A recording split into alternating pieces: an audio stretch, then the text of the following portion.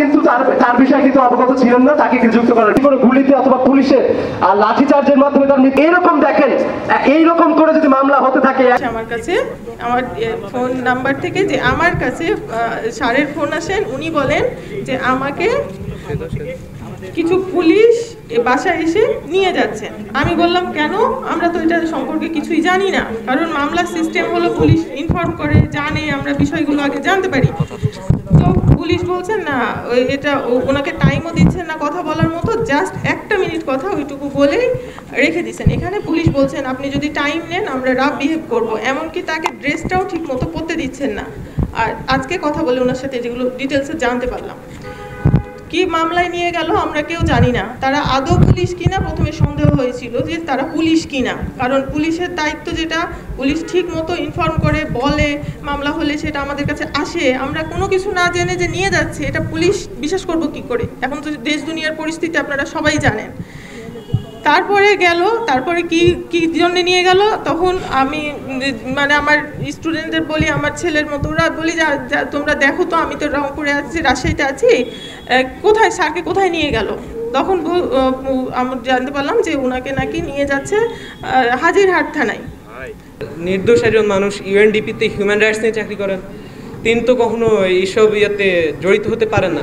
আর আরেকটা লজিক দেখেন, এই ঘটনা হচ্ছে হাজিরহাট থানায়, বাবার কর্মস্থান হচ্ছে পার্কের মোড়, বেগম রোকেয়া বিশ্ববিদ্যালয়, বাবা থাকেন ব্যাংকের মোড়, কোতোয়ালি থানা।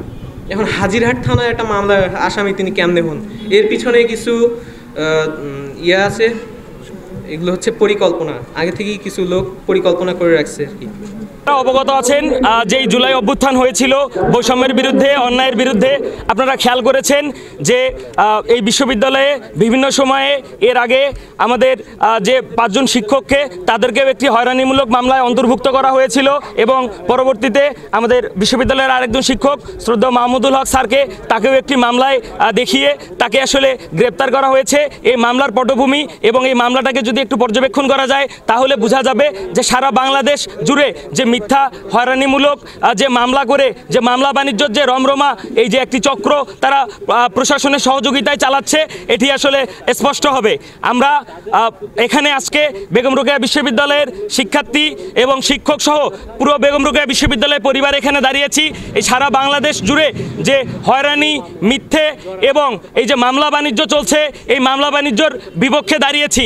আমরা বলতে চাই যে আওয়ামী লীগ, যুবলীগ, খনি লীগ সহ যে মানুষগুলো রয়েছে তাদের ব্যাপারে অ্যাকশন না নিয়ে বরং যে বিশ্ববিদ্যালয়ের শিক্ষকরা যারা বিশ্ববিদ্যালয়ে অবস্থান করছেন, যারা রাষ্ট্রের সম্মানিত ব্যক্তি, যারা পালানোর চিন্তা করে না, তাদেরকে গ্রেপ্তার করে এই হয়রানি বন্ধ করতে হবে।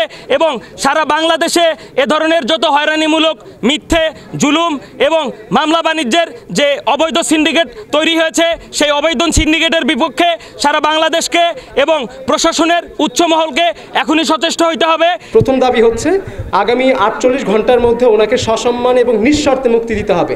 যেহেতু ওনাকে কোনো আইনি পদক্ষেপ বা আইনি প্রসেস মেনটেন করে গ্রেপ্তার করা হয়নি, সেই জন্য আগামী 24 ঘন্টার মধ্যে আমরা ওনার সসম্মান এবং নিঃশর্তে আমরা ওনার জামিন এবং ওনাকে আসলে আর কি আদালত কারাগার থেকে ছেড়ে দেওয়ার আমরা দাবি উত্থাপন করছি। দ্বিতীয় দাবি হচ্ছে আগামী 48 ঘন্টার মধ্যে এই মিথ্যা মামলার পরিকল্পনায় যারা জড়িত তাদের চিহ্নিত করতে একটি তদন্ত কমিটি গঠন করতে হবে এবং গঠনের পরবর্তী 3 কার্যদিবসের মধ্যে এই তদন্ত কমিটির রিপোর্ট দাখিল করতে হবে। এবং তৃতীয় যে দাবি সেটি হচ্ছে আমরা বেগম রোকেয়া বিশ্ববিদ্যালয়ের গণযোগাযোগ সাংবাদিকতা বিভাগের শিক্ষার্থীরা এই 3 কার্যদিবসের মধ্যে রিপোর্ট আসার আগ পর্যন্ত আমরা আমাদের সকল ধরনের ক্লাস ও পরীক্ষা বর্জন করছি।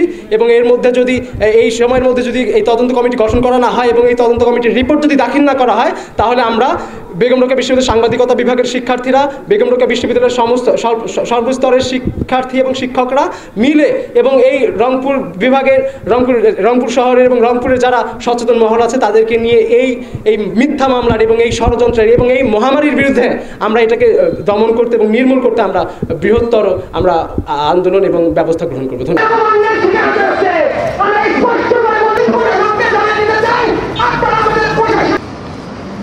সংগ্রামী ছাত্র জনতা,